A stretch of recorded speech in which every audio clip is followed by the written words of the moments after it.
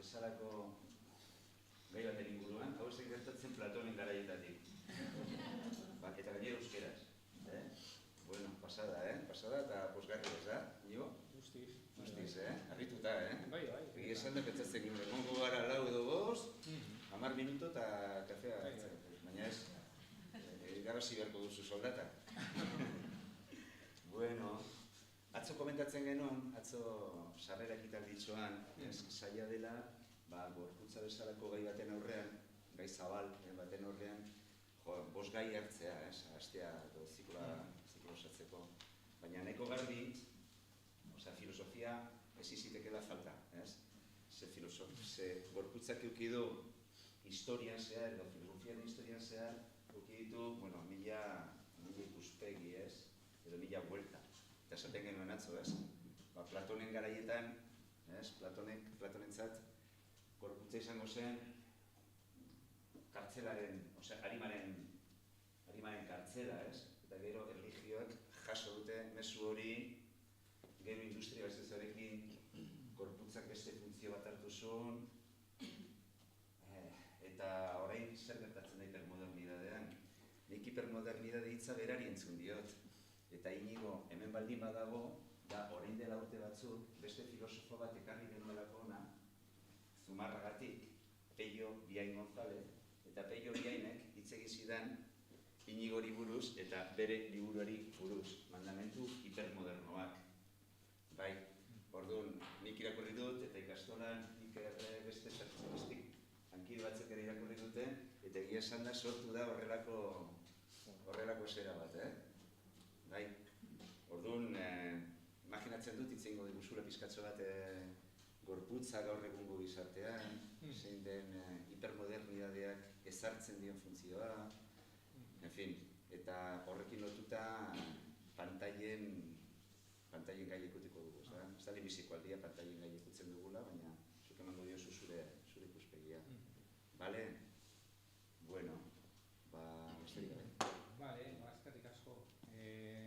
Eta, bai, arratsaldeon, eskerrik asko guztio etortzeagatik, harrigarria, benetan, bai, eduk esan duen moduan, beste jende ikustea, eta, bueno, eskertzen dute gonbidapena, eduri bereziki, baditu zidanean, eta, bueno, balako gonbidapena beti aukera bat, ikasteko, irakurtzen jartzeko, ideiak ordenatzeko, eta solasaldian ideiak elkarrekin partekatzeko, Orduan, bestetik ere, zorionak jardunaldiengatik, urte ospatzen dituzuen jardunaldi hauengatik, ze uste dut ere, noizbehinka gure inertzia pizkatxo bat gelditu, arnazgunean topatu, gure praktikei buruz, hezkuntzan ari garenok, eta, modu batera edo bestera, hezkuntza munduan gaudenok horri buruz pizkatxo bat pentsatzeko, bereziki garrantzitsua dela, eta horrelako espazioak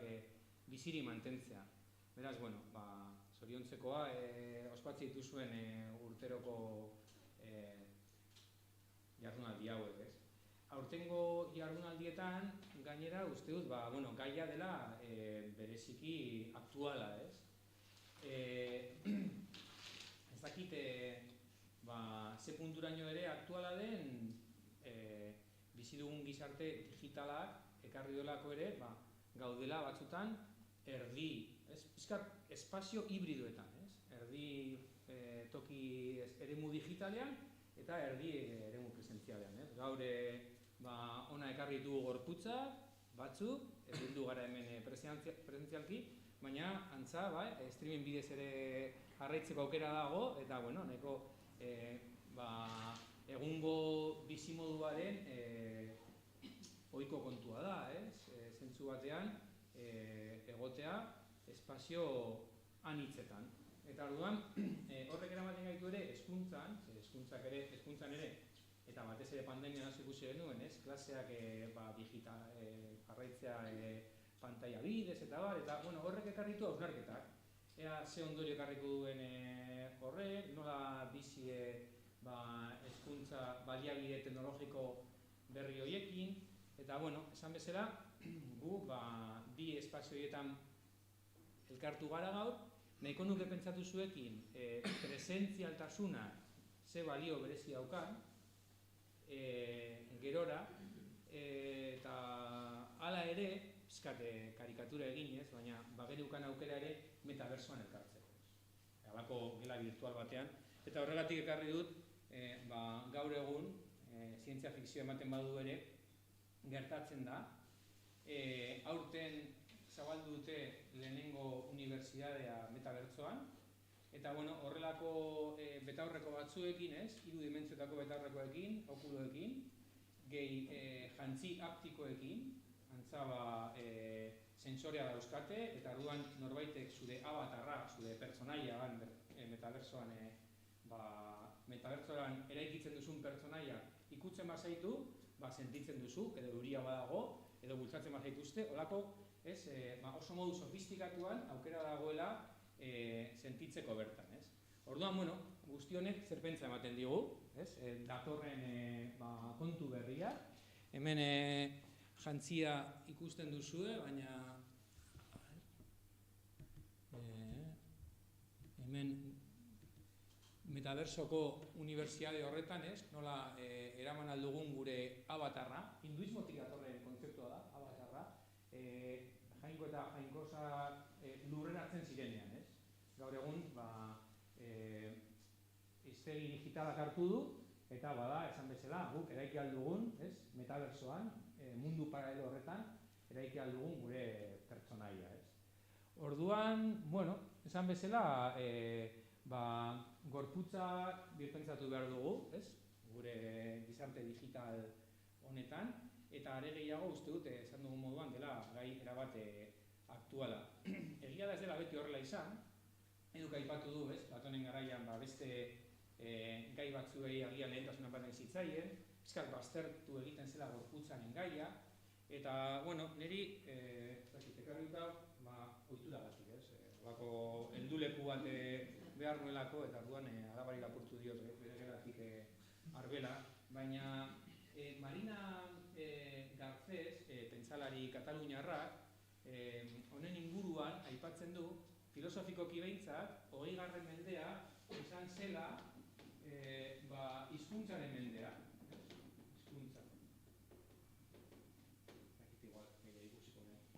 Baina,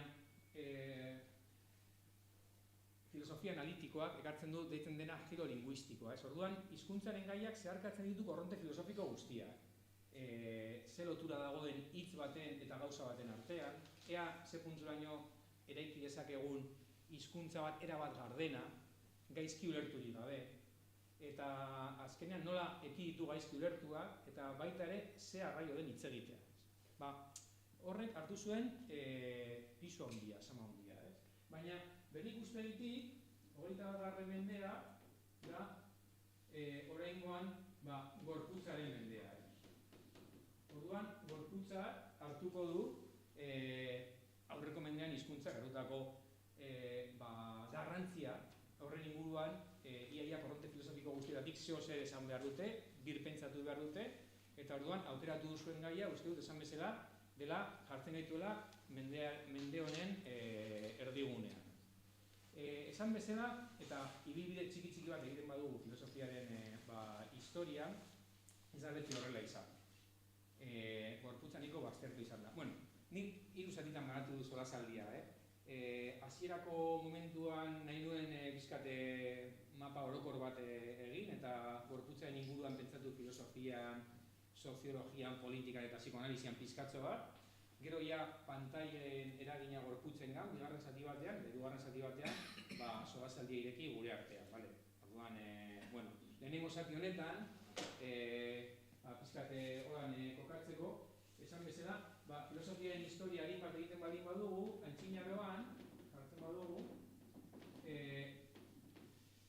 Platon, Sócrates, holako filosofo, garaiko filosoforik eta garrantzitsuenak izan da, jakin badakigu, aztertzen zutela mundu materiala, haitzulo bat baino ezen, importantea da mundu ideala, eta orduan gure gorputza sama bat baino ez da, oztopo bat, benetako ezagutzara heltzeko, Eta beraz,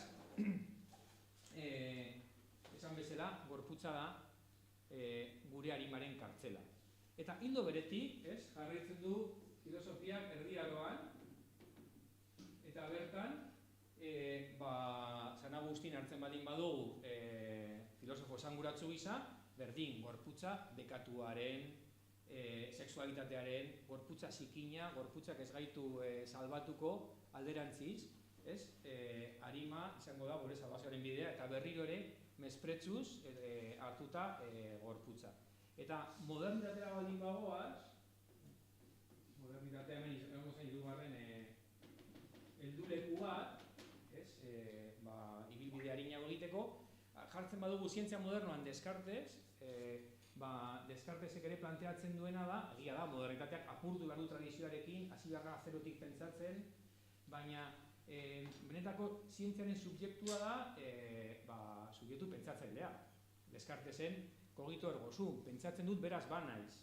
Pentsamenduan dago, nitasunaren muina, eta ez dago gorputzean, ze gorputza da edapen hutsa. Rex extensa, esaten dio, Egia da, garai horretan daudela erlojuak, badaude alako asmakuntza berri batzuk, eta badaukate joera pentsatzeko unibersoa bera, eta materia bera, alako makinaria baten moduan, erloju baten moduan. Orduan, gorputza makina gisa hartuta, baina benetako gure izaera, gure esentzia, ariman egongo litzake, edo pentsamenduan Descartesen kasuan. Beraz, guztietan daukagu, 20. mendera heldu aurretik, halako azterketa bat. Egia da, 19. mendean agian topa itezkela gorputzari beste balio bat emango dioten pentsalariak, baldin bagoaz darwinen gana, badaukagu evoluzioaren gorputza, eta animalitasunaren aipamena.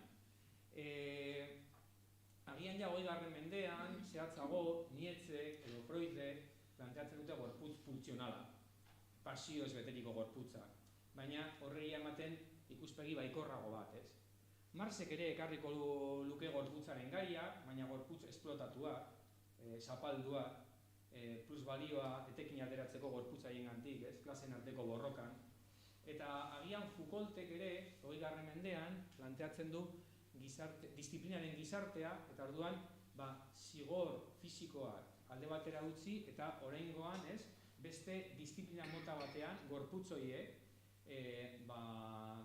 halako eredu arkitektoniko disiplinario batzuetan, berak hartzen ditu lantegiak, gartzelak eta eskolak, eta orduan gorputzen erabilera eremu horietan aztertzen ditu.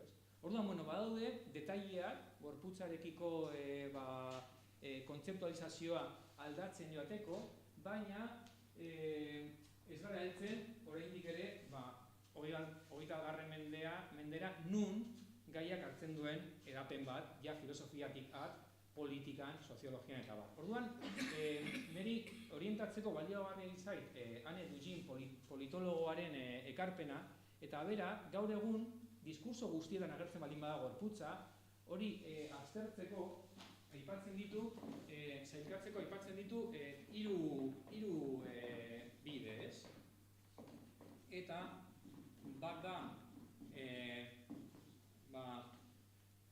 gorputz konprometituak, beste bada gorputz abusatuak, eta bestea da gorputz aukeratuak. Eta orduan, honen bidez, saiatzen da, nola agertzen den gaia hainbeste esparru ezberdinetan zehazten. Gorputz konprometituak militantziari begira eta mugimendu sozialei begira, berak planteatzen du agian feminismotik, gorputzen aniztasuna, ekologismotik, nola elikatzen dugun gorputz hori, ea onargarria diren, onuragarriaren elikagaia dauden edo veganismotik baita ere, nola janzten dugun gorputza, ea etikoki zuzena diren produkzioen bidez, hor dagoen multzo horretan sartzen hainbat mugimendu sozial, baina oraingoan bere aldarrikapenetan gorputza jarrita. Gorputza abusatuen inguruan kokatzen du adibidez Me Too mugimendua, bortzak salatuz, kokatzen du Elisari edo hainbat apaizei leporatutako pederastia kasuak, eta zela mugimendu horretan ere atera diren ahots gehiago hori salatzen, aipatzen du baita ere zelan aldatu diren zigor fisikoekiko ikuspegi zorrotza eta kritikoa, familietan, eskoletan, hori kulturalki ez da beti horrela izan. Aipatzen du besteen gorputzekiko txisteak egitea zelan epaitzen dugun, beste modu batera. Orduan, sufrimendua, militantzia, baina, hemen ere inkluso aipatzen du txerto bat jasotzea derrigorrez izan daitekeela abusua gorputzengan. Ez nahi sartuko horren nabil pizkatzo bat deskribapen bat egiten, eztabaida horretan, baina ikusten dugu nola gaia hartzen duen iaia edozein eztabaida edo diskurtso politiko bai, eta gorputza operatuen inguruan aipatzen du badaudela ere mugimendu batzuk nun gure patu biologikoa gainditu eta gorputza ez du zertan izan behar patu bat, eta beraz identitate sexualan adibidez, zirugiaren bidez transizioak egiteko hormonak, ebakuntzak, hor dagoen ere gorputz aukeratua, nik aukeratzen duan gorputz hori, inkluso amatasun kasuetan nola, nahiz eta biologikoki momentu batean ezintasunago, zientziaren laguntzaz aukeratu alduan beste zehozer. Eta nolabait gorputza ez nau baldintzatuko zer nahi zen.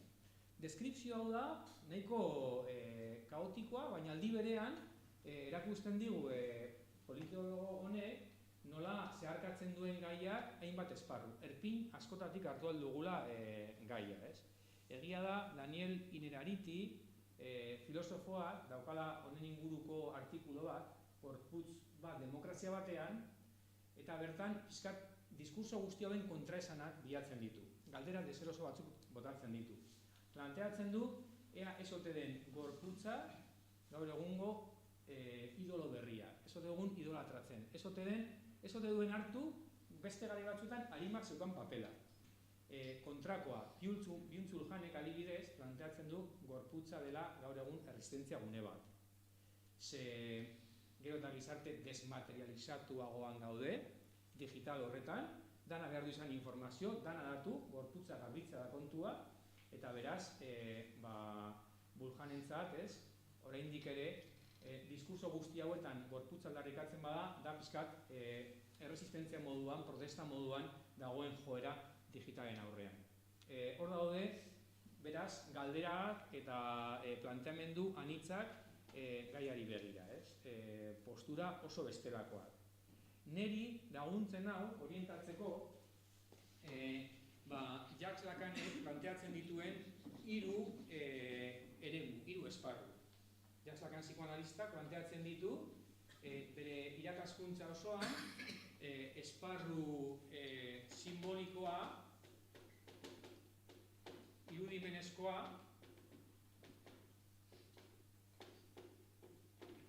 eta erreala. Eta hiru kontzeptu horien bidez fenomeno asko sailkatzen ditu, Orduan, aplikatzen badiogu gorputzari, ideia hau, zer topa daitezke, zein da gorputz simbolikoa? Ausentziarekin eta presentziarekin jolasten duena. Hemen, gorputz simbolikoan ausentzia jarri ezakegu. Hemen gorputz bat egon zen. Askotan ere gorpuarekin lotu aldugu. Antigona atorkit burura, tragedia klasikoan. Ze importantea den gizakiontzat, simbolikoki, hilerri batean, marka bat, harri baten inguruan, inskripzio bat. Horrek ere markatzen du, simbolikoki gorputza. Eta orduan, Antigonari adibidez, bere Kreonte, erregea, Tebaseko erregea, bere neba, traidoreak direlako, eta kondenatzen ditu, hiritik kanpo, enterrurik gabe, usteltzera, euren gorpua, piztia jatera, bigarren heriotz bat. Ez dira gogoratuak izango. Eta orduan Antigona ez dio kasurik egiten Kreonteri, eta badoa enterru duin bat ematera haiei. Askotan gertatzen da, itsasoan edo mendian galdutakoen gorpua topatzea importantea den familiarentzako, eukitzeko toki bat, simbolikoki, dolua egiteko, eta, bueno, hemen badago gorputzaren perspektiba bat, ez?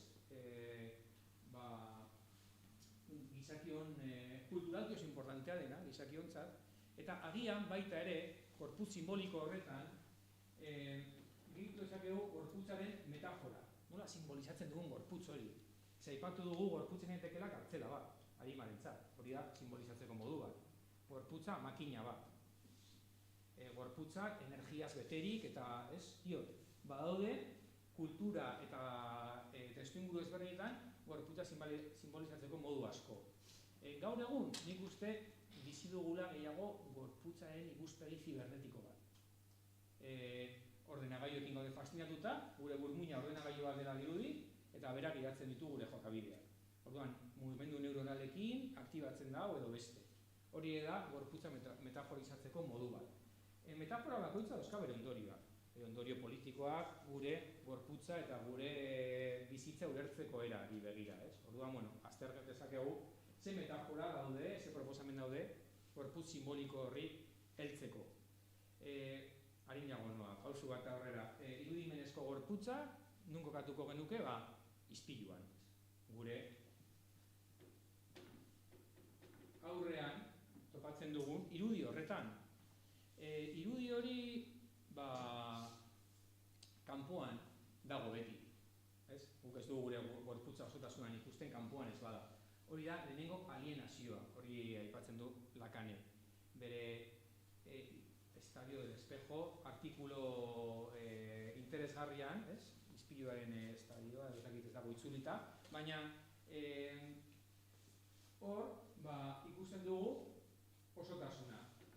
Ispilua, osotasuna, eta narzisoa, hor ere askotan, liluratuta gure irudiaren osotasunarekin, umeek hasiera batean, ispiluen aurrean, euren burua handagoela konturatzen direnean. Askotan, zatiak dira, gorputzaren zatiak. Momentu batean, osotasunean topatzeak sortzen du alako posa, neurri bateraino, bat dugu narziso gero uretan, ikusten duela bere irudia, maite mintzen da bere buruarekin, eta ito egiten da. Orduan, gehiagizko narzisismoarekin ere, kontuz, nahiko hilkorra, baina, hor daukagu, gure gizartean ikuspegi narzisista, eta hortik ere, porratu aldugu, gerorako oso azaldia. Eta, bertzen bagara, gorputzaren alde real hori, topatzen duguna da organismoa. Horrengoan, gure bihotza, gibela, zainak, ezurrak, zatiak, hemen irudi derronetan ikusten dira, zatiak, gorputzaren zatiak.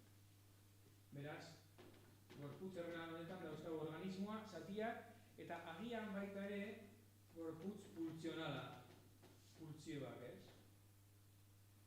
ez direnak ikusten, ezin direnak irudiekin harrapatu.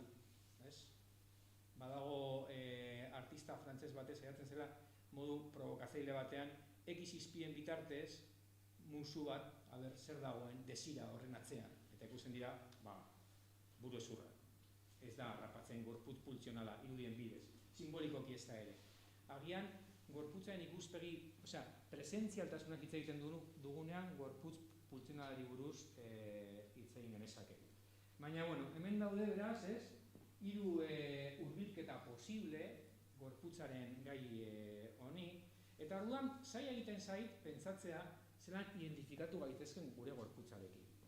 Hau pizka diot ze egia da, modu reivindikatiboan esaten dugula, gu identifikatzen garela gure gorputzera, baina identifikazio guztia dira komplikatuak. Nik uste ez dagoela identifikazio borobilik. Zango nuke zorionez. Identifikazio guztia dauzkate bere zuloak, eta gainera oso anitza dira. Izan gara anaia, arreba, seme-alabak, lankideak, bikotekideak, amurriotarrak, euskaldunak, europearrak, zenbat identitate mota dauden asko, eta beti utziko dute hor, zeo zer, bete gabe, utxuneren bat. Uste hori dela osasuntzua, baina hala ere, aplikatzen badugu hau, gorputzaren gaiari, pentsa dezakegu, hauek ere dauzkatela bere zailtasuna. Ze, gorputz simboliko batekin identifikatzea beti simbolizatu daiteke beste modu batera. Ez da erabaki horra. Ez dago azken hitzi, beti sartu dugu hitz berri bat. Gure irudiarekin identifikatzea, egun batzutan, beste batzutan, izpien aurrean norratiko hori. Eta ni duela urte batzuk eukin nuen ebakuntza bat, galdu dituen kilo nahiko, eta onartzen dizuet, esperientzia nahiko tragikoa zela izpilua. Igo gailuan joan, eta bueno, diego ez. Hauzen hasitako hilea, egun horretako begizuloak, samur, ez dakit. Askotan nahiko genuke Dorian Grayen moduan, sinatu betireko gaztetasuna irudi batekin, baina harremana ez da erreza, gure irudiarekin. Eta beti dago zeozer enkajatzen ez duena, nahi beste, nire ama, dauzkara 27 urte, eta askotan dio ez. Nora iban dira, neuzkan hankak jartzen da, eta ematen du ez. Berarentzat, metaforikoki beti dauzka 25 urte uste. Irudiak. Baina gero dio, zeozer pasatu da, zeia ez naiz duen nintzena. Orduan, gorputzarekin harremana ez da erreza, identifikatzea ere ez da erreza, eta horrekin ez diot balioak endu nahi. Hala ere, gorputz realarekin, nori identifikatuko zen bere gibelarekin, bere bihotzarekin, horrek ere ematen ditu zailtasunak, bere pultsioekin, hor gustatzen zait Jean-Luc Nancy, filosofo frantsesaren liburua, Arrotza deitzen den liburuan, eta bera dio, bihotz trasplante bat egiten diote, eta orduan bere liburu horretan idazten du ea norena den bihotz hori, bihotz berria. Judu batena, beltz batena, hijitu batena, homosexual batena. Provokazio gisa planteatzen du, xenofobiaren aurka idatzen nahi duelako. Bere liburu horretan, bera da, dano gara pizkat arrotza. Eta gure organismoaren inguruan arreta gehi jartzen dugunean, normalean okerrago funtzionatzen du organismoa. Orduan bere gabuz doa. Eta, gorputze real horrek, dauzka bere kontu propioak gure konstientziatik kanpo. Orduan, arazoak arazo, identifikazioaren inguruko hausnarketa arin honetan, orduan, zerekin identifikatu, gaur egun, zein da identifikaziorik aproposena baldin badago, ez dut uste esan bezala dagoenik bat osoa denik, baina Bauman soziologo hartzen baldin badu kontuan, berak bai dio identifikatzeko moduak aldatu direla, belaunaldi batzuetan. Baumanen metafora da garai likidoarena, seguranik askotan entzun duzue, nahiko arrakastatsua izan da, eta orduan bera planteatzen du beste garai batzuetan zeudela identifikazio egonkorragoak. Eta gaur egun, lausoagoa direla, euskorragoa direla identifikazio horiek, ez? Beraz, identifikazio egonkorrago horietan jarri ezakegu aberria, ez? Identifikazio nazionala. Baina bera dio, gaur egun globalizazioarekin zailagoa da, askoz hegemonikoagoa da mundua, mundu merkatua, frankiziak, hiri guztiak hirien erdiguneak berdintsuak, eta hain eusten gaituen identifikazio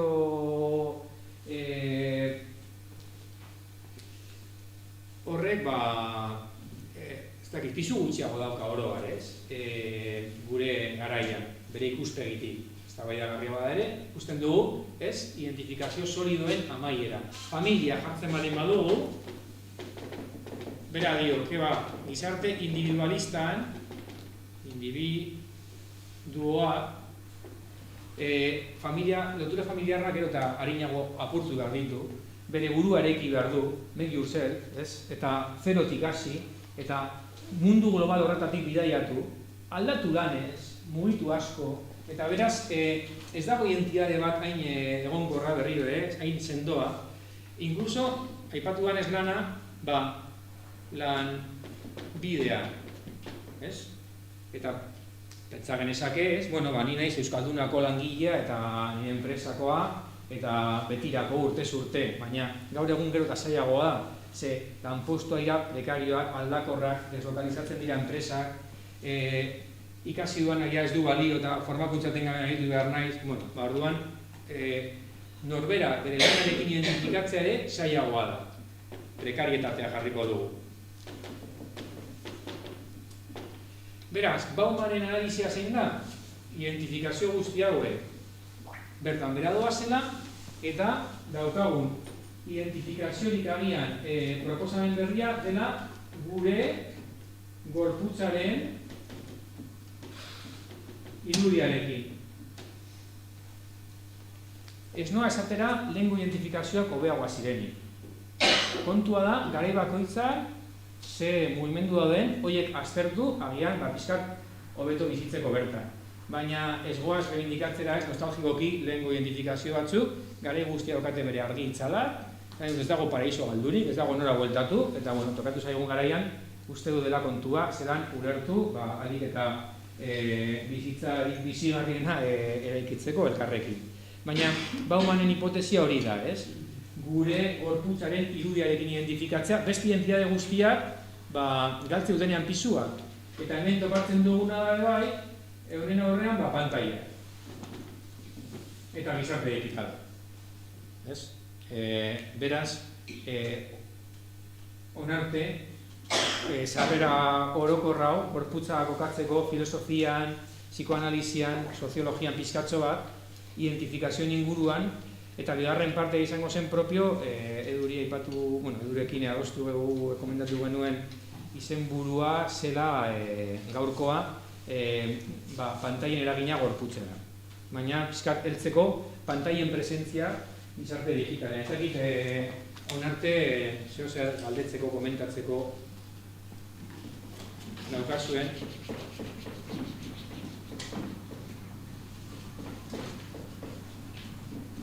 Bueno, egia zen ez zer ikusten, ez? Hau ekarri du, baina... Uste du gehiago dela niretzako,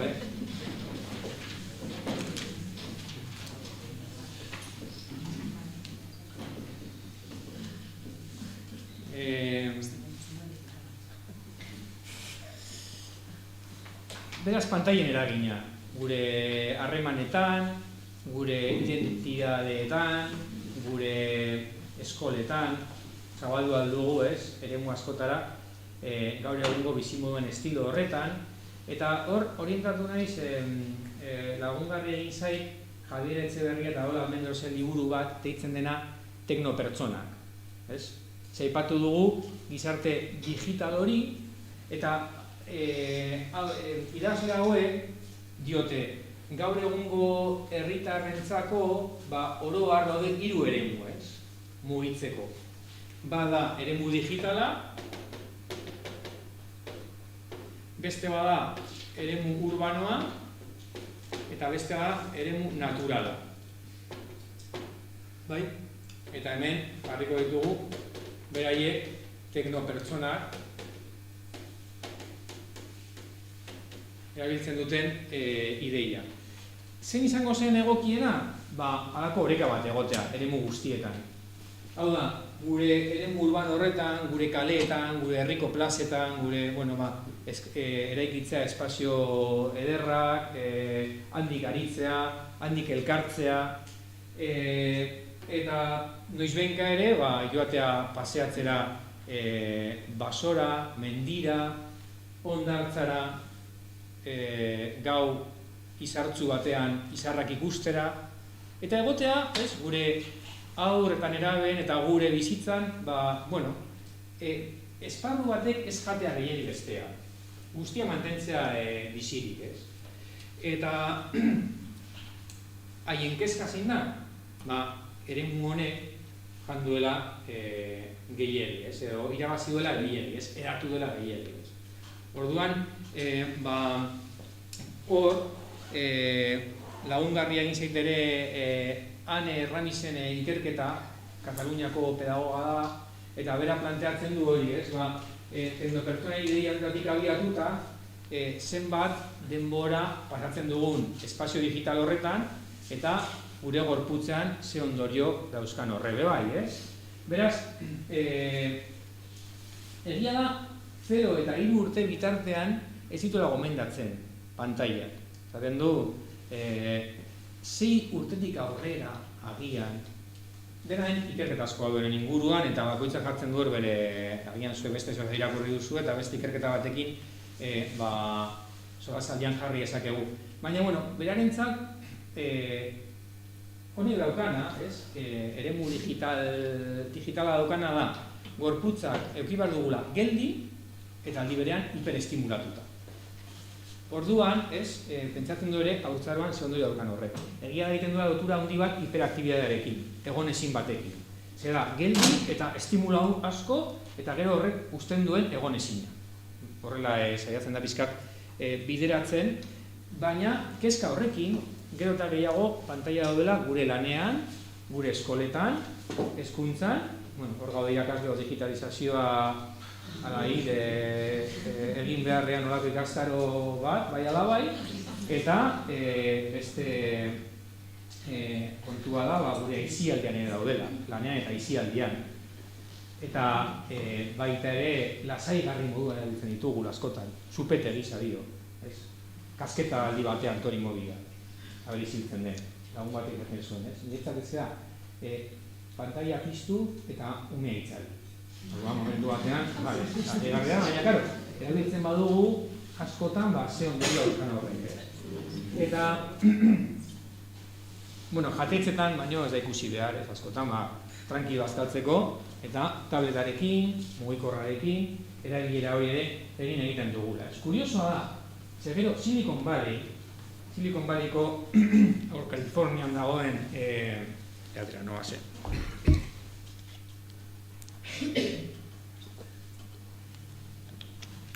Markatu, menukan Eric Salin, la silicon-balización del mundo, era planteatzen du, han daude munduko enpresarik eta potentenak, eta Facebook eta Microsoft eta Apple eta orduan, haien, hango buruzagie, hango jabe, haien ume, eramate dituztela, eskoletara nun dagoen. Betiko Arbela, Klariona, liburuak, kuadernoak, eta gero, saltzen dizkigute guri, beste eskola mota bat, ez?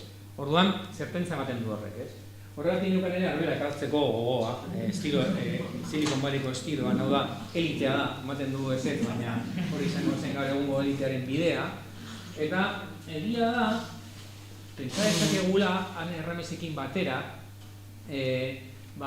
idaztea gorputzarentzako, arreta mota, margotzea ume batentzako, idaztea, irakurtzea, zer desberdintasun dagoen, bakarrik posizioan, bakarrik arreta sakon batean, eta orduan Heidegger dio eskua goraipatzen du, eta Byung-Chul Han dio gure gizartea dela, gizarte digitala digitus, atzamarra, zenbatu eta horrela, desberdina da hori edo gorputza eta idatzi eta nola jartzen garen. Eta ze ondorio dauzkan horrek, gaur egungo hiperaktibitatea berriro aipatzen du bera, kasuan kasu gero, diagnostiko guztiorik. Baina, tendentzia sozial moduan bebai, eta nondik etorri egiteken, eta hori planteatzen dugu.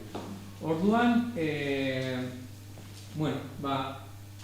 hemen, beste ondorio bat, nahiko deigarria gorputzean da, adibidez, miopiaren igoera, eta bera dio adibidez Txinan daudela nahiko izututa horrekin, ze aurretan eraben artean, 180 daukatela miopia diagnostikoa, pantailen gehiagizko erabilera dela eta beste ondorio bat ere bada Japonen aipatzen den fenomenoa dela ikikomoriena, ez dakit entzun duzuen.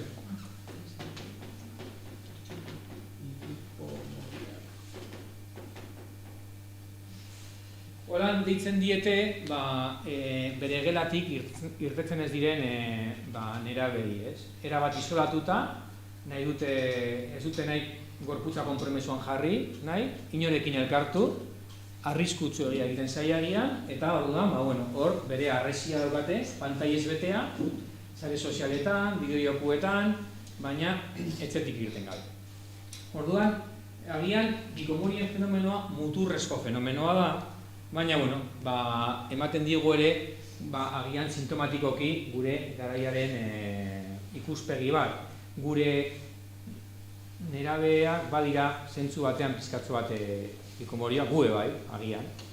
Baina horrekin ikusi dut ondorio batzuk, adibidez, goizean ikasleen logurea. Ez da betiko logurea, egon horrek galdu logurea goizeko lehenengo eskoletan, aspertzea, klasean, baina logure bat pizkat, gradu bat, gorago dagoenak eta ez datorrela bakarrik aspertzen direlako klasean. Ja, ez zetik datorren logure mota bat.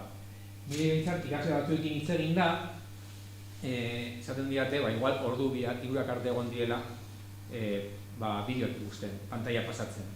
Eta orduan, ze ondorio gorputzean aztertzen gaudela daukan guztionek, eta aipamen bat egineko nioke horri, zintzo kontatzen dute, gainera oso kuriosoa da, ze agian 15-20 munduko bideoak izan behar dira, TikToken, sartzen baldin bada 3-4 minutuko bideoak, ze luzea, dago arreta hori mantentzerik ez.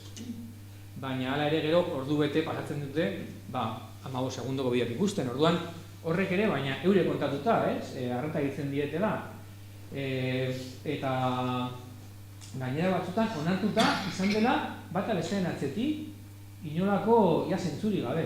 Biatu duela garun bat lehertzen dagoen heldu zaiola pertsona baten bideoa. Ikusi du eta orduan ja sartzen zaizkio, algoritmoak bilatzen dizkio berdintxo diren NG bat bideo. Eta hasten dira pasatzen eta horrela denbora luze. Orduan, hori ondorio bat.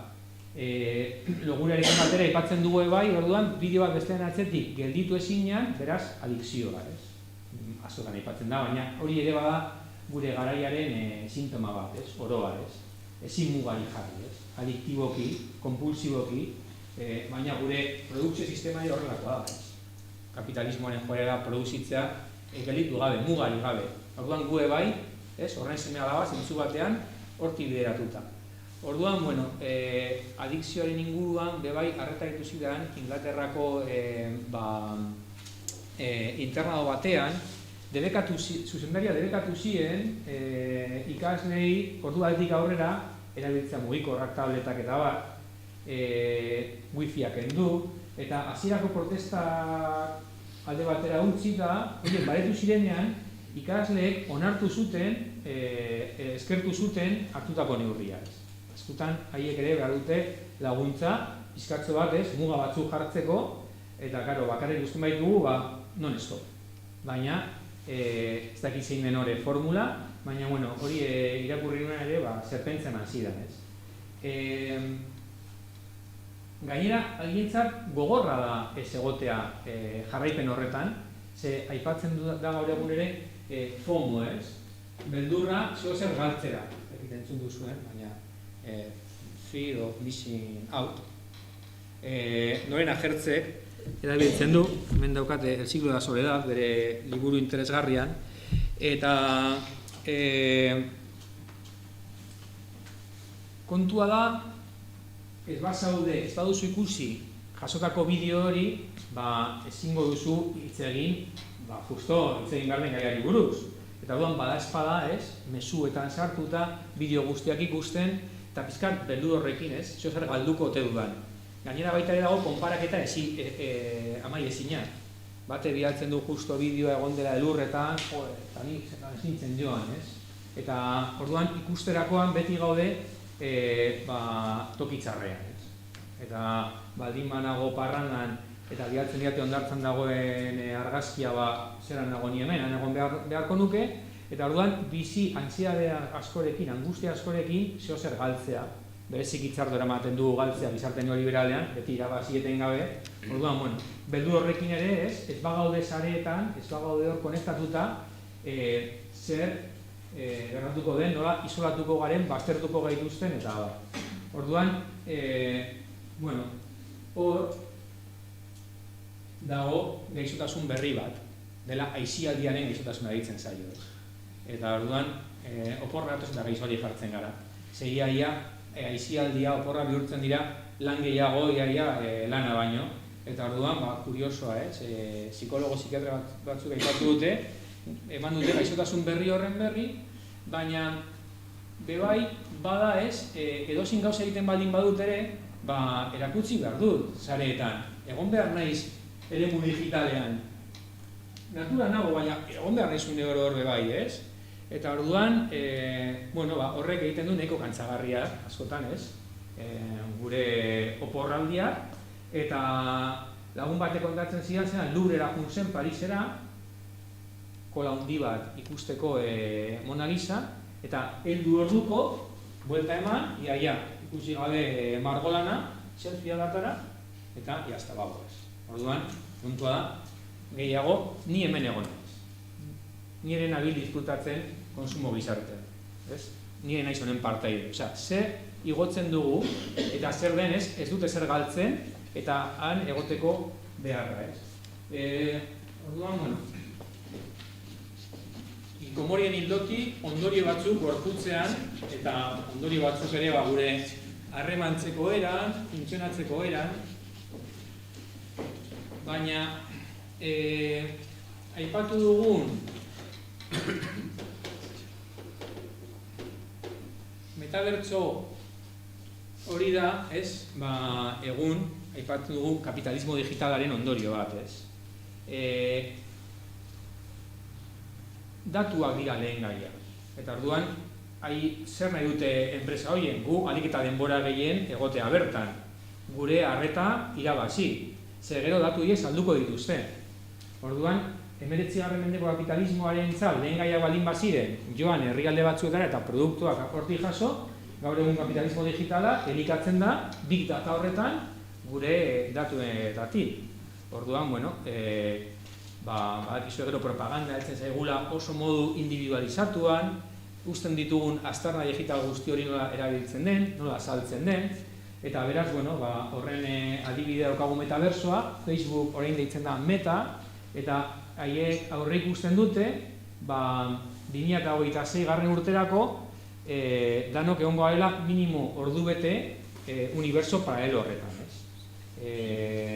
Ez dakit horra izango den, ez dakit ze punturaino lortuko den, baina horti doa joera, ez?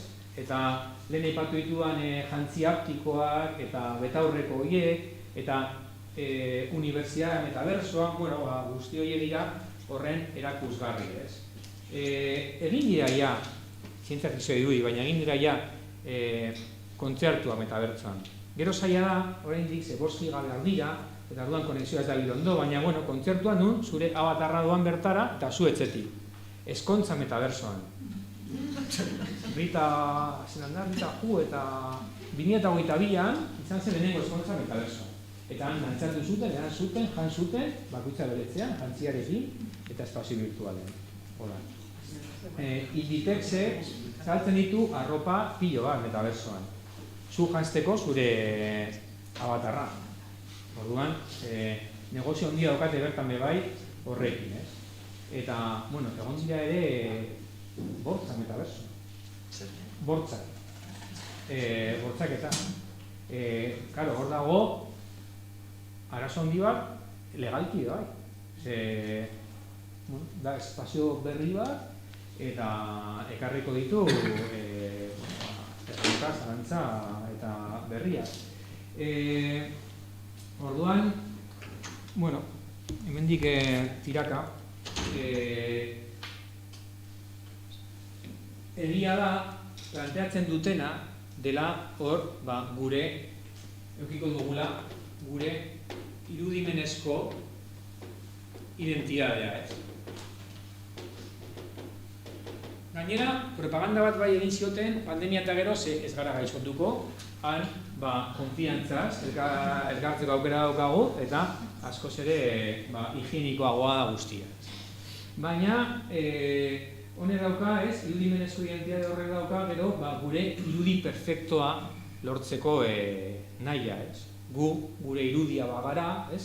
Edo, identitate hori saltzen badigute inoiz baino gehiago, ikusten dugu, adibidez, daudela aplikazio batzuk, norberak findu alduen bere aurpegia, belarriak txikitu, sudurra, daude aukerak horrelako gauzak egiteko, eta ziru jaue diote, gero eta gehiago, 25 urte baino gutxiagoko pertsona asko doazela, zirurgia estetikora esan arbeitu. Honen moduko aurpegia nahi du. Eta ebakuntza bat egia zu mesedez, nire irudi horrekin berdintzen dena, irudi perfekto hori lortzeko. Ni nire sareetan erabiltzen dudan irudia eta hor, irudian atzean dago gorputz bat, sufritzen duena, edo, sufrituko duena, enkajatzeko behar diren egin kontu guztiak. Egia da, besteak ere sufritzen duela, ez delako irudiarekin parekatzen. Orduan, korapilloa hor dago, baina irudi perfektuaren bila ere, burua datorki Dani Bowmanen kasua, selfie adikto gisa diagnostikatu zuten, egunero 200 autofoto edo selfie ateratzen zituen, bilatuz irudi perfektu hori, hor pasatzen zituen orduak sareetan abertze komentario egiten zioten irudiaren inguruan, apurka utzi zion eskolara joateari, utzi zion elikatzeari, eta egin zuen bere buruaz beste 15 urte zeuzkala, irudi perfektu hori lortzea ezinezkoa zelakoan. Selfien bitartez bilatzen dira ere, irudi bereziki arriskutsua ederrak izateko, perfektuak izateko, eta azken urteetan egon dira 200 hildako selfie arriskutsuen bila. Orduan, aterako dugu, hor, garai baten gainean, bilatuko dugu olako toki bat bereziki garaien gainean, edo izorratzenen puntan, edo justo animali pizkate arriskutsua dauden tokian, laku baten ondoen, justo horatera, eta istripua jaso, eta hil. Errusiako gobernuak kanpaina bat abiatu zuen, honekin, milioi bat laik ez dute bizitza bat balio, esanaz. Edo, estatu batuetan ere jarri duze toki batzuk selfieentzako arriskutsua diren eremuak, jendak ez ateratzeko selfia bertan.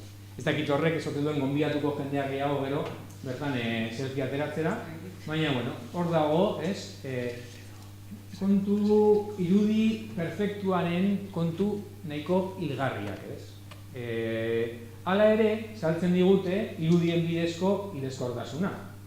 Oso kuriosoa da, dago Life Forever deitutako enpresa, eta orduan horiek holograma batzuk, irudimentzetako irudiak berpizten dituzte, eta orduan gure ahots mezu, argazki, mezu idatziak datu horien bildumarekin, hil ostean ere, gure avatarra, gure pertsonai digitala bizirik jarrai dezake. Eta horrelako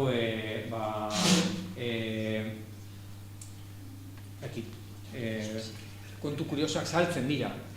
Koreako telebistan, egin zuten nahiko modu sensazionalistan, elkartu bere digitalki berpiztutako alaba, 7 urteko alabarekin bere ama. Alaba hil zitzaion, eta orduan, momentu batean, telebistan aurrean, bere alaba berpizten dute, eta momentu hori erakusten da. Horren bideo ekarri dut, momentu batean ikusteko, posiblea den. Usteo, pantalla revelatu egin dela. Bai, behitu. Bai, bere kontra.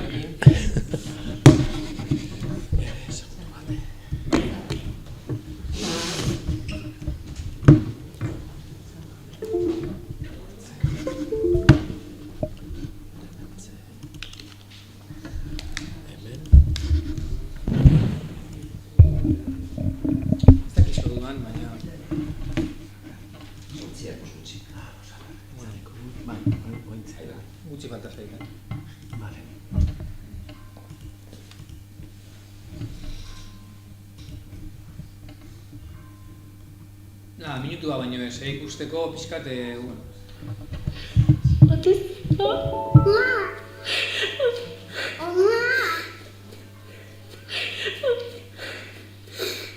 엄마 어디 있었어? 엄마 내 생각했어?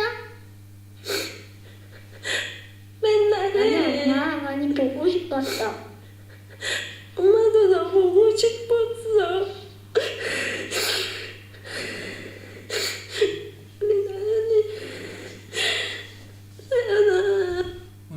bideoan neukan subtitulekin agertzen zen, eta galetzen dio gogoratu zaren irekin ama, bueno, eta hor telebista horrean jarrita, eta beraz, berpiste hori ez, gorputzi gabe, baina mundu digitalean bizi den alaba, gogorra.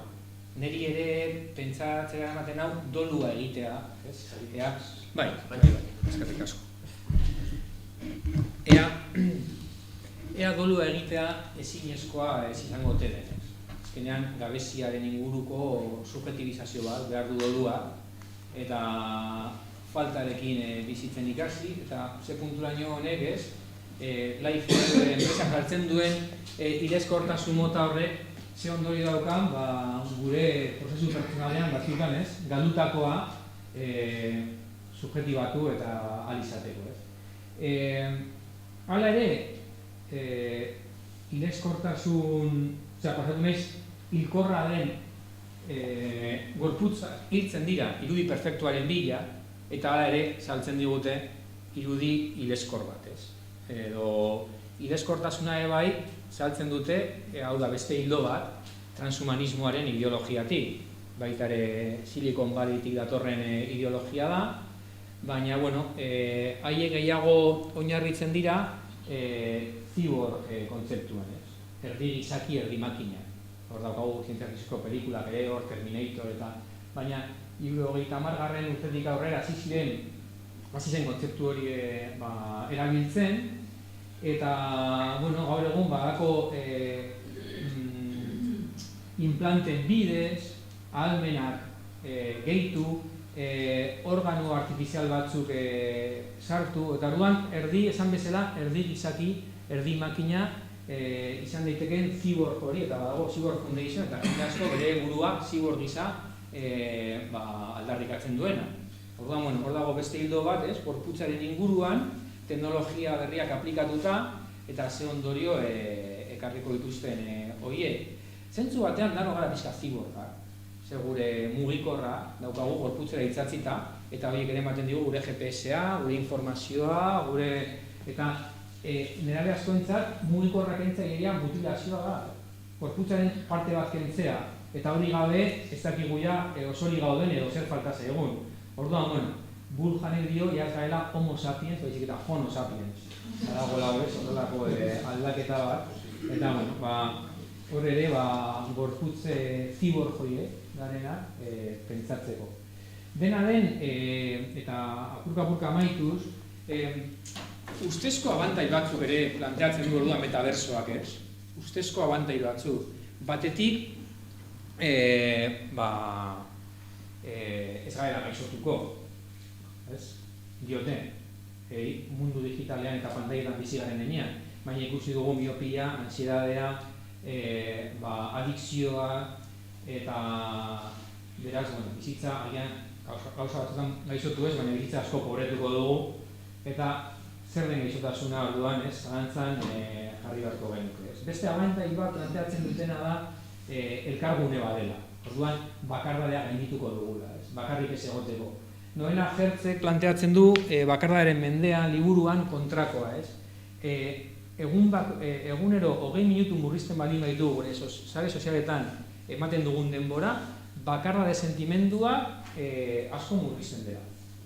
Eta orduan, pizkatez, kontrajarriz, mundu digitaletik saltzen dizkiguten abantaiak pizkatzoak zalantzan jarriz edo edosiz erabat, ez. Jungo bagina edutavio afaltzera gaur eta jarriko bagenu mahai gainean mugikorra, esaten dut ikerketa batzuen arabera hor bai, askoz ere gutxiago hitz egingo genukela. Gai gutxiago buratuko zitzaizkigun, mezua sartu da, zertan, horrek ere bakardadea kendu beharrean areagotzen duela bakardadea. Orduan, hori ere galdera gisa. Gero, ekologikoagoa dela, baina Javier Etxebarria dio Instagramera argazki bat egotzea dela 24 ordu lau onbia piztuta mantentzea bezala. 2 data guztiago daude bunker handietan, gastu energetikoa itzela da, eta orduan ekologismotik ez da gehiegi pentsatu hau, ez? Digitalizazioaren ondorioetan, baina egon badago, eta nik uste etorriko dira ahotsak horren inguruan. Eta gero batzutan aipatzen da empatia digitala sortuko duela. Eta orduan sortu direla hezkuntza proiektuak nun demagun guazen metaversoan bizitzera, ez dakit, esparru, konzentrazio esparru batean egongo bagina. Eta orduan, sentitzen badugu hori, gero etikoki, hobeagoak izango garela. Horre daude zalantza asko. Ze, esperientzia bat eukitzea gorputzean, ez duzen nahi horren inguruan zozer subjetibizatuko dugunik gero. Izan daiteke estimulo bat, baina epe luzera, nahiz eta oso impactante izan, ez duela usten horrelako aldaketa importanteri. Bueno, abantaien inguruan eta desabantaien inguruan pentsatuz. Amaitzeko orduan, zein da presentziaren balioa. Hori ere zen gure gorputza eta presentziaren gaia, eta beraz, elkargune presentziale, ze plus, ze gehigarri, ze berezi daukaten. Hori zen bebai zuekin pentsatu eta zoazaldian jarri nahiko nukena, egia da alde batetik, presentzialtasunak zaurgarriagoak egiten gaituela. Bizkate inseguruago, ez usteko gehiago daitezke, eta beti izan daiteke nire espazioa inbadituko duen bestea, batzutan inquietante zen daiteke, ez da erresa, baina aldi berean uste dut desira gorpuztu egin behar dela. Ezin dela transmititu beste modu batera, hezkuntzari begira. Esan nahi dut, nik behintzat gogoratzen ditut nire irakasleen ahotsa, mugitzeko era, hor bere haien tempusa, eta zeozer, misterio txuki, baina misterioa ere, zeozer transmititzen da, ez bakarrik jakintza gai horiek, baizik eta jakintza gaiak gorpuztuta norbaitengan, hori transmititzeko pasioa eta gogoa daukana. Eta horrek, bizigarri, edo horrek bizitza ematen die edukiei. Bestela eduki horiek, informazio hori inun gorpuztu gabe ez dute zer transmititzen. Orduan desiratik, pasiotik ikasten dugu, horrek pizten gaitu, hor dago txispa, orduan nik uste hezkuntzatik presentzialtasuna ekidezina dela, nahiz eta egon diren Bill Gatesen adibidez proiektu bat egon zen, Summit proiektua, Kansasen, saldu zuten gainera hezkuntza oso punteroa bezala, eta zen, irakasle eta ia ikasleri gabe, lokal batean, ordenagailuz betea, eta orduan, pantai batetik bestera, igarotzen ziren ikasleak, hortik modu pizkat autodidaktan ikasten joateko. Guraso asko kexatu ziren, eta ondorioa izan zen oso nahiko makala, oso modu erratikoan deskribatzen dute ordenagailu batetik bestera paseatzen, baina nahiko galduta ikasle horiek. Orduan, beste ikerketa bateri helduz, Jose Ramon Ubietok dio, arrakasta izateko eskolan, irizpide desberdinak testeatuta, ikerketa horretan behintzat importantena ez dela teknologia berri egokia izatea edo norbera beregera propio izatea, baizik eta elkarrekin afaltzen edo bazkaltzen duten familia. Harritu nahi nuen irakurtzen. Horrek, ematen duela aukera gehiago, gero akademikoki gauzak ondo joateko, beste edo zer baino. Orduan, hor, elkarrekin komentatzen dugu, jakimina pizten dugu, elkarrekin zuten diogu, eta ez daukaz erikusirik Bill Gatesen Summit proiektu horrekin. Dena den, momentu batean pandemian egia da, eduki genuela aukera hori, eta erabilgarria da. SOS momentua zelakoan bebai, baina bebai horrek erakutsi zigun hoien mugak, nik uste interesantea da zentzu horretan, Eta ikasle eta pertsona askok hitz egin dute zoom nekesia. Ze ondorio, ze ajemota usten zuen horrek. Eta egia da gero natura aldizkarian egidez aterazen ikerketa bat honen harira, esanaz bideodeiak eta horrelako elkargune enpresa munduan eta oroar, ondo daude erabaki bat hartzeko agian, Bilera batean hartu behar duen erabaki bat eta pum-pum, esan daiteke eraginkorrak. Baina irudimena edo sustatu behar denean, irudimen adibidez, oso txarra direla, ez duela funtzionatzen. Hor, presentzialtasuna derrigorrezkoa dela. Askotan, konfiantza erabazten delako, askotan bileraren konturik inportan dena ez da bilera bera, baizik eta aurrekoa eta ondorengoa. Aurretik atun, kafetxo hori, elkartu gara igogailuan, hoi ezelan, zure semeak, eta gire zure babak, zeo zer, egiten dugu hor beste lotura mota bat, ostean berriro, eta gero, irudimena bultzatzerakoan, elkarrekin taldean aritzerakoan, asko sobeagoa da elkargune mota hori, elkarrek sozializatzeko.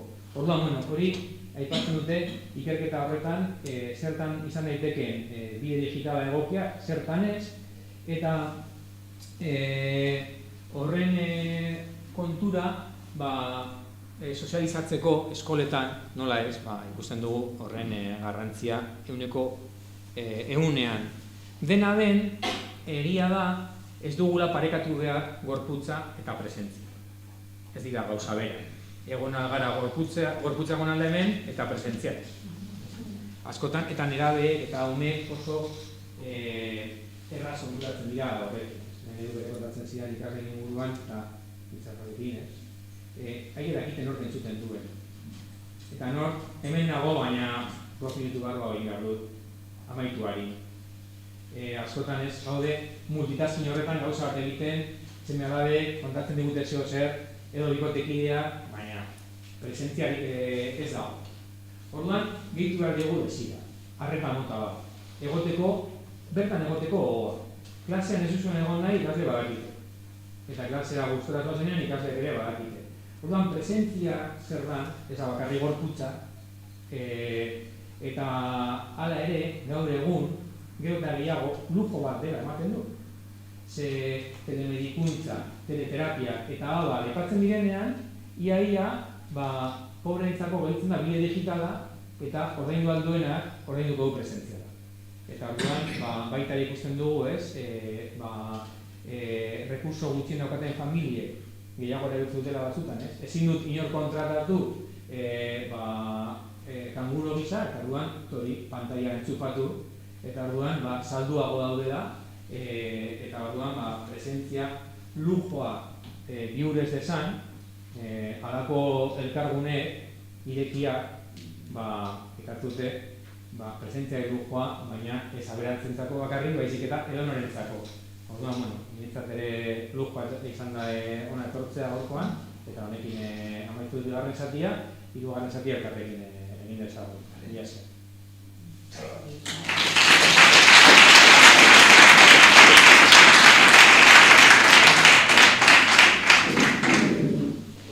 Bueno, gurea da hitza.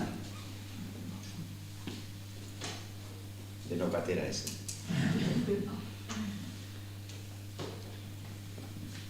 Nik ez dakit ez, zenio, baina bai ere, eskatxo bat komentatu duguna ez. Gari batean, gorputz bukatua, astua, gorputz zigortua, eta gaur egun, izango nintzateke, gorputz kontrolatua edo gorputz menperatua, eta esaten genuen, plazerraren ordez dago gozaminaren promesa, ez? Eta batzen genuen Lacan, ez dakite zikin nahi esun horretaz pizka bat edo. Oda, deno dakagu poltsikoan, bai. Errendimenduaren gorputza dago bai ez. Errendimenduaren gizartean gauden egian bai, gorputzari etekin atera. Orduan, agian hortik ere burua zetorkian kuantifikatutako nitasuna, mugimendua. Datu batutan dago mugimendu bat, nun sensoren bidez, baita ere, eta hori Chris Danzig eta errege dauzkaz, 700 sensore gorputzari itzatzita, eta da autosuperazioako erronka. Hau da, guazen danari zenbaki bat jartzera, eta duan, ikusiko dugu zertan hobetu daiteke. Eta beraz, gaur egungo sensore bidez eta neurtua dira 1000 gauza, emandako pausuak, handako kaloriak, loaren kalitatea, odol fluxua, eta orduan honek daukantza, 1000 datu, eta orduan horren arabera gero saiatzen da hobetzen. zein da gorputzarentzako presioa? Ia, ditzator gorputz makina eta horixe ez, errendimenduaren menpe ea basartua. Orduan, ez dakit, plazerra baino beste zehozer dago denez, superni bat, agindu bat, nun atera zazu alik eta etekinik egokina gure gorputzetik. Enpresa bat balitz gure gorputza, eta horretan Lakanek erabiltzen du gozamenaren kontzeptuak bat dugu, eta orduan nahazten dira plazerra sufrimendua ez. Orduan, hor norberak ere, ikusi bat du, ze erabila egiten duen bere gorputzarena, baina uste du gaur egungo bide bat, gaur egun proposatzen den bide bat, dela hori ez, errendimenduarena. Eta askotan ez da modurik kabezia garrinean, autozenteronean. Uste dut Biltzuk Janek esaten dula, autoesplotatzen zara, eta sartzen dizute, sentazioa dakazu zure burua realizatzen ari zehara, ez? Bai, ironia zeipatzen du hori, klase borroka baino gehiago dagoela barne borroka. Bera bere buruarekin, autoesploratua eta autosuperazioaren erronka, ez? Orduan marka guztiak hautsi, beti zure horrena eman, beti eguneko egunean, eta sistemarentzat merkea, zaitu kontrolatu behar. Zuk kontrolatzen duzu eta zuk esplotatzen duzu zure buru. Bai. Eta izan daiteke kilolarekin gaindozia, edo sustantzia batzuen gaindozia, hau da, logika berdina, diskotekan edo gimnasioan, guztia eman adiketa hoberen, segun zen bide hartzen duzu, baina autoesplotazioaren ideia hori, hori hartzen du Biltzuk Janek. Eta gehiago, igual Korea bezalako, esaten du ez, Korea bezalako herrialde batek ja ez daukara jatorkizunik. Europan oraindik agian frenatu dezakegula prozeso autodestruktibo hori. Bai. La sociedad de cansancio. Bai. Beldur daukat gelitza gure gizartea dela inoiz baino gizarteik ankerrena ez. Eta, diot, abako... 5 minuto optimismoari. Arrazki lagunketak egiten direnean, gero joa digitalizazioa, eta, bai, pentsatu behar dugula, hori tokatu zaigulako, lehen aipatu dut. Baina, esango da behin hori, asko zubeto 20. mendea, 20. mendea baina, Bigarren Mundial. 19. mendea, bai, esplotazioa hori Manchesterreko eta langileen egoera, hasierako industrializazio horrekin. Horregatik diot, ez da inbeste irakurketa nostalgiko bat egitea, ez da inbeste igual pantaiak erabat demonizatzea, horiekin biziko gara, baina haber ze egiten dugun, haber nola regulatu dugun bizkatzu bat erabilera hau, jakitea ze inertzitara guazen, egia da gero kukiak onartu eta ikusi nahi dugu alin, urgentzea dago, eta hor gero datu guztiak zahaltzen ditugu. Eta gu ere gara konplizia zentzu batean, guzti honen inguruan, baina hori jakin da zik dugu.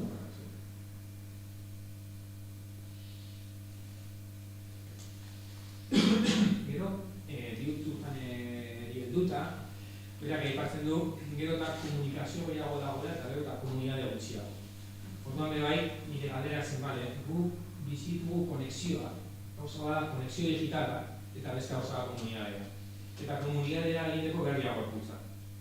Eta sozializatzeko berria gorputza. Beste era batera elkartzen gara. Orduan, konexio digitalen eremua saltzen digute, sare sozial gisa, baina ez dakitein soziala diren. Asoziala direlakoan nago.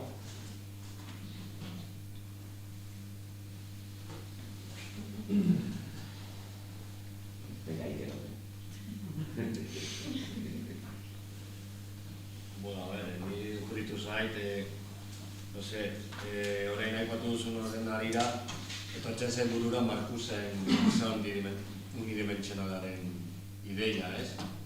Eta, aipatu dituzun hori gorputzen pertsezioak edo identifikazioak, hor, ez dakit, egin dut hemen holan irudimenezko eta gorputz errealaren arteko jesi bat, eta ez dakit, egiten zait igual, datorren gorputzaren pertsepzioa edo identitate berrien joan izan daitekeela horien bien arteko gorputz berri bat, bide horien artean gorputz ideia edo pertsepzio berri bat ateratzea, eta dakit gorputz artifiziala edo edo metagorputz moduko bat izango bate den, baina ez dakit, idei horiek, zuk aipatu dituzunak ez, oza, espiluarena, alienazioarena, zer azkenean pantailetan eta sortzen ditugun gorputzak ez dira beti guk gure gorputzak diren horiek, baizik eta guk agian gure buruan nola ikustea gustatuko litzaigukeena. Edo zer aspiratzen dugun, zer gorputz izatera aspiratzen dugun, edo nola gustatuko litzaigukeena. Bai, hori da, idealizazio bat. Horrek ere alienazio bat sortzen dut, zeren onartzen ari zara, zure burua ez duzula onartzen. Eta gero erreala, selfie bat ateratzen duzunean, zer aratzen da normalean, aurpegia bakarrik. Edo gorputza. Horrexagatik, bideia horiek hartuta, eta hori Marcusen gizaki unidimentsionalari, azkenean da produkzio bat, es un produktu. Pantailetan agertzen den oro, irudi oro, produktu bat da kontsumitzen den zeo zer. Ideiak, kanonak, idealak, ez? Idei asko, eskarrik asko. Honek aipatu idealak, zinu murak. Azkertzen da, ez dakit, burua estorkian ere, zeren gorputz berri horretan, ziborjaren ideia hori, eta gorputz erreal horre, interbentzio implanteen bidez, eta irudia da ziborjarena, eta bideorean simbolikoki gorputz, errendimendurako gorputza, ez? Erabateko errendimenduaren bila. Eta, claro, gure irudi hori, gure irudi ideala, hori alik eta gehien bertan bera edo pizka zulatzen baldin badugu, erabat desnarzizatua bizitzea ere ez da kontua, pizkatua zure rekonozitzea zure izpilua, lagun batek jaten zian ibilizela potolotu zen asko, ibilizela labirintu horretan, izpilu labirintuan heldon, kriston susto hartu zuela, monstruo bat eta bera zela, hori edo gogoa da. Orduan, apur bat, gustora sentitzea zu irudiarekin, hon dago nurri hori. Eta ideala, balin badago sartzen duguna, eta ez badugu sekulan enkajatzen, sufrimendu ere hitzera da. Egia da oso kuriosoa dela izpiluaren alienazio hori, ze etologian, animalia asko, ez dira izpiluaren horrean ez dakitea direnik. Eta tximino asko, jartzen dira izpiluaren horrean, eta azten dira borrokan. Orduan da, etxaila da izpiluan dagoena, ez? Eta rivalidade hori dago. Orduan gure irudiarekin ere rivalidade puntu bat dago, ez? Narzizoa eta rivalidadea dira. Eta orduan, hori ez, nola konpondu pizkatu beto, irudiarekin da oso bat norberaren psikoanaliziaren barruan ikertzeko bat. Ez da usaber, ez da norbere buruarekin, bere gorputza errealarekin, elkarbizitzaun bat izatea eta mundatza eta positibotea, edo nor bere irudiarekin. Ez da usabera, gorputza erreala eta irudia. Eta, momentu hauetan, edo nire utzezit, naturaren gandik erabat aparte bizilean bezala, gorputza errealetik ere neko aparte bizileala, gorputza errealak edertasuna eta bertasunak izateaz aparte ere baitu minak, baitu badokazuten medua, eta piskat hortaz ies egin eta bulkatzen gara erreala ez den irudi ideal, argazki ideal eta olakoetan, hori azkenean eskapismoa da, ez da osasuntzua iruditzen zen. Bai, ados nago, egia gorputz errealarekin konpuntzea dela erresa, moduan batzutan arroz entzuten dugulako gure gorputza, beti gorputzen ataren barua aldatuko genuke, ez gaude guztiz konforme, baina nola eskatze batez, era baketsuagoan bizi gure gorputz errealarekin, askotan, esportzen dugun irudi hori, zeretzen gainean gorputz erreala zertaren ikapatzea, sufria azten dugu asko gorputz erreala. Ez duela kontra. Eta hor dauden komplejo guztiak eta horretan ere interesarra bereziki auskorra da, bereziki auskorra dira horretarako. Baina, bide bat izango zen, nola karbizio dut gorputze erreal horrekin, ez? Sufritzen duena, zahartzen doana, ez dakit, gauza batzuk irabaki gazte batzuk galtzen doana, eta gaur egun askotan modu urgente batean ez dugu hori aldatu. Eta orduan, bizidia fantasia batean, ez da? Edozein gauza lortu leikela hiru izan da. Ez da? Eta orduan falaziak edo ezinezkoak diren gauzak saltzen dizkigute, eta baita virtualki batez ere, ez da, realki ezin dira saltu, baina virtual izan dira, ez da. Edertasuna ipatu duzu, eta orduan edertasuna zer da, irudi bat, edo edertasuna bizi dagoenean da, ez dakit ez. Mugitzeko modu bat, hitz egiteko modu bat, zer garrakatzen zaitu, beste edertasuna horretaz, ez. Bakarrik irudian baldin bagaude, hor gaude Tinderen, eta irudi bat bestean atzetik. Gero, elkartzen garenean kafe hori hartzera, ostras, ja hemen beste zer hartzen da jokoan, beste zentzumen mota batzuk. Ez bakarrik bizuala, izarte oso bizualaren gaude, baina gero, taktoa, usaimena, zaporea, eta elkartzen zarenean beste gorputz batekin guzti hori hartzen da jokoan. Horrek, auskorra hori den gaitu, baina asko zer realagoa eta gastatzeko beste gauza bat. Apunte asko hartu dituzun, Zerten balitzera noa, lasai. Izaitu, irakasle modu abertu. Hombre, asko saliran irakasleak. Hori. Bueno, horrena zoriona. Osabratzen izan da itzaldia eta idei asko foto baso jota dituzu eta oso interesgarria. Bueno, pentsen zait, artearen mundura eraman da, baita ere igual oso interesgarria iruditzen zait, baita ere irakurketa hori, horrena hizkuntza zegoela eta gero gorputza hogeita garren mendean, baita ere performanceak izan duen igual arrakastarekin uztartuta, presentzia eta batez ere zenbait bai politiko ere bai artera eramateko horren inguruan egin duzu gogotaren bat, edo esatzen duzu autorekin? Ezin bururatzen. Egia da, bide performatibo horretan gorputza jartzen dira jokoan, arte munduan, eta gertatzen gara pizkarte bat margolanetatik edo beste bizitasun bat ematen zaio, eta ze punturaino hor dagoen ere, gorputza mendearen erdigunera ekartzea. Baina artearen historiaria da Santa Maria, eta dauka hori alako bilduma bat hitz egiten duen asko horren harira, baina ez duke jakingo baina oso sugerentzia interesante iruditzen zai bai. Artean modutik ikertzea bai ez, gorputza. Tatuajeak, baita ere batzutan egoten diren performantzioetan mina ematea gorputzari, eta sudatzea, eta piercinga, eta zer dago ere guzti horren atzean. Zer bihurtzun janera hori hipotesi bat, dio, autolesioen atzean dago erreivindikazio isil bat. Gorputz badago eduian atzetik. Eta behintzat minarekin ez izituko da. Eta mina emango dio. Orokorregia zaten hori. Gero norbera, nola tratzen duen bere gorputza, aztergai dauka. Baina piercingen fenomen horretan eta autolesioen fenomenoa eta hortik ikertzen dut. Nik ez da gizte. Gero falta bat apunteetan, zer galdetzen nahi dizut, hori, aipatu duzu gorputz konprometituak, abusatuak, aukeratuak, esan duzu politologo baten izena eta... Bai, Ane Dugin. D-U-J-I-N.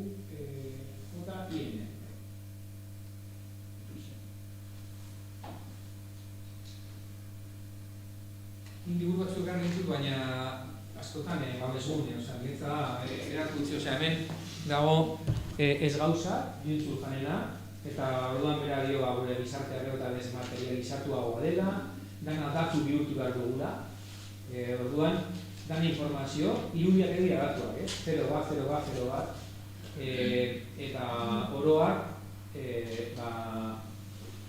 gauza, obiektuek dira resistentzia. Orduan, liburuak, obiektu hitza latinez da resistentzia egiten duena. Orduan bera, pizak poetzen nahi du horrekin. Hitza, informazioa baldin bada, datua bihurtzen da. baina hitza poetikoa baldin bada, materia bihurtzen da. Hitz poetikoa daukate sensualidadea. Eta poesiaren helburua da hitzak askatzea informazio izatetik, eta beste bizitasun bat ematea hitzei, eta materia bihurtzea hitza. Orduan, bere tesia hori da, eta hemen dago bai, eta gero, Norena Hertzek El siglo de la soledad liburuan, hemen aipatu dituan ikerketa gehienak bere liburutik atera ditut osoa da, eta bakardadea kapitulo batean konkretuki digitalizazioarekin lotzen du.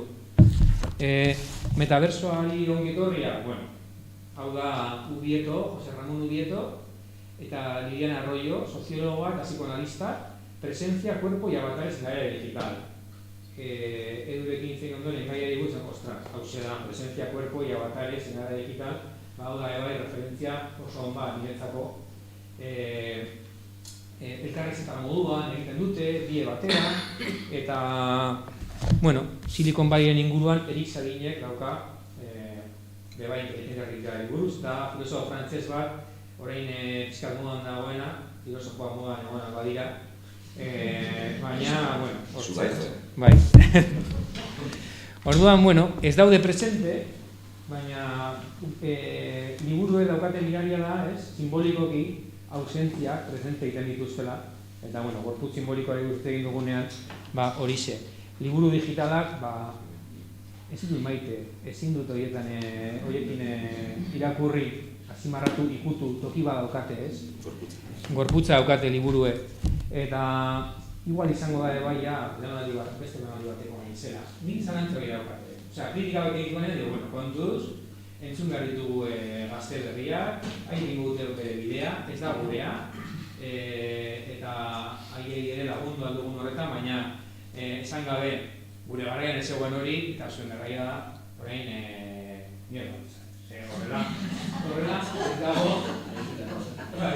ez dago aukerarik solaskideak izateko, orduan hori dela kontua ez. Eta planteatzen badugu elkarrizketaren balioa, kontua bilatzea nola izan gazteen influentzia bat. Puntu batean, haiek gugan eukitzea pixkat interesa ez. Eta ez, zure azarra zarete, zure gaztea zarete, hori azaia, hori da elkarrizketaren artea bat, ez nola lortuko egin. Egia da, presentzia dela hauskorra eta elkarrizketaren dela pixkatu arriskutsua. Eta irakurri nuen, gaur egun moderabe, ez dutela telefonoa hartzen, dei bat, telefonoa hartzen dute gauza guztietarako, baina ez hitz egiteko telefono. Eta orduan, dei bat jasotzen dutenean, kulturik jartzen dira guizik. Gazte esango di, ze erantzungo dio, zenbat denbora gongo bai ez egiten, asko zobeto bilatzea mesu bat, hauntz mesu bat, eta ez dut ezala gero, eta gero bilaliko dit bera nini, baina elkarrizketa bela, orduan, elkarrizketa bat da neko subversiboa, oraindik ere, eta orduan, alako espazioak bultatzen baditugu, onura bat, horregatik ere, bai arduan buruz egin duen lehenengo gogoeta, hortik zetorren, ez nuen ezagutzen dut, hori da, entzule moduan, Eta zure liburu honetan, mandamendu hipermodernoak, manipatzen dituzu hainbat, ez, zema ziren? Emeretzi, mandamendu. Komentatu nezu zerbait, hori buruz? Jendeak esagutzen du? Esan du pizkatxo bat, eta... Ez egin dudik abigatu. Nola bururatu zaitzaizu? Bai, liburuen jatorria dago dolua, aita hartzaia zen. Eta ezen bateri hipermodernoa, eta bera kontatu izizkiden historioak, Astargoko historioak, eta zekan ez dago rolloa. Eta gerora, izenean, faltan botan duen historio guzti horiek ezen zutea, eta ikusten duen agian biziginela, nahiz eta etxe berdina partekatu, ni belaunaldien artean zegoela haustura gehiagizkoa. Eta orduan bera gehiago familiaren garrantzia, konsumo gutxi, eta gu herrian, eta guiak iriko lehengo belaunaldia ginen, eta orduan guretzat zen telebista iragarkia, konsumoa, beste bizimodu bat, ez? Eta orduan, arrotza ginelakoan, zentzu batean, hil zenean hasi nintzen irakurtzen gure garai ulertzeko saiakera, soziologia, politika, filosofia politika inguruan, pizka modu ekin zagatik. Gerora, ulertu dut, bide beharra zela bai, ulertzeko gure arteko inkomunikazioa. Eta, duina hori hasi nintzen egiten, eta gure gizartea pentsatzen, eta kapitulo batzuk egiteko moduan da, animatu nintzen saiakera hori idaztera, hipermodalidadearen mandamendua, eta orduan, hor daude, ezazu denborari galdu, Bidai ezazu, ez ezazu galdu denborarik. Berria ezazu berrien abeti. Osatu zaitez. Koitzen agindua. Sexua praktikatu ezazu. Bueno, pizkat de bai errendimendu gisa, Izan zaitez. Ideia hori, Izan zaitez zuzeu. Izan zaitez zuzeu, mandamendu gorra. Ez zaitez egon triste. Izan zaitez sortzailea. Bai, hasi ziren ateratzen, pizkatzen ordenatzea gure egungo garaiaren supernia edo agindua nuen egongo ziren, ez dira hain erraz identifikatzen, baina merkatuaren ahots etereo horretan, eta orduan, agertu ziren hainbat mandamendu, eta bainekin ezin zira izan 10, ezin zira izan 20, izan behar zirela 19 edo 22, baina inarri bat, logika adiktibo horretan, eta hor saiatzen ez egiten gure garaiaren deskripzioak, helburua zen bizkatzu bat ere ironia eta humorea erabiltzea, baina lagun asko esan diate kontrakoa dela, etxigarria, orduan esan. Uste dut errezagoa dela, hori, tragedia egitea komedia baino, komedia egiteko arte asko behar, baina, Zoriontzu izan zaitez, zoriontzu izan zaitez. Bai, zoriontzua. Agintera. Zoriontasuna mandamendu moduan dut izan. Sekula ez dut beteko era. Gozatu dut da beste, izan nahi exigentzia moduan, eta honek behar zer ikusia sare sozialetan ematen dugun irudi horrekin, exigentzia moduan zoriontasuna da presio handi bat, eta esan bezala usten du tristura sakonago bat. Eta kulpabilidadea. Eta errun sentimendua. Ez nahi zoriontzua, baina errun sentitzen ez. Bai, hori. Eta Fernando Pessoari galdetzen zioten hori, era kazetari bat galdetzen zion ea zoriontzua den, esaten zuen ez, baina batzutan pozik da. Asko zoret. Realista ba. Eta bizaritza beste lan bat prestatzen, ez? Beste liburuen. Bai. Aterako da atzoan. Eta? Zer liburuen edo... Zer ikusia dauka gaurko arekin, bintzen da pantailin garaipena. Orduan... Guk ez dugu erosiko zetotalea. Eta... azken kapitulua. Ikusezinaren alde, ez? Zenan esparro ikusezinak izan aldiren bizigarriak. Erotismoa eta ikusezintasuna, ikusezintasunaren pedagogia, zenan nume jolaztote batzutan izkutatzera, zergatik. Zin importantea den batzutan egotea besteen begiraretik kanpo. Eta ea, gizarte digital honek ez ote duen egiten begiraren totalitarismoa, eta pedagogikoki ere, ez, momentu batean desagertzea eta agertzea jolaz moduan. Galdu nazakezu, zenbat maiten hauzu, galtzeko moduan, osea, haientzat ere, umeentzat ere, galdera batzuk jolazko egiten ditu. Eta orduan, azken kapitulua zeratzen nahiz topatzen, ikusezinaren pedagogia hori, eta, erotismoan bebai, ez? Ez dugu ikusten, imaginatu aldugu, eta orduan jolazten dugu, ez? Agertzearekin, kentzearekin, jartzearekin, eta gizarte pornografikoa dio biltzurkan bizi dugula, dana erakutsi, dana baina galtzen da desiaren jolazak. Baina ez dut desiaren jolazak. Zer kapitulua. Oso, ondo.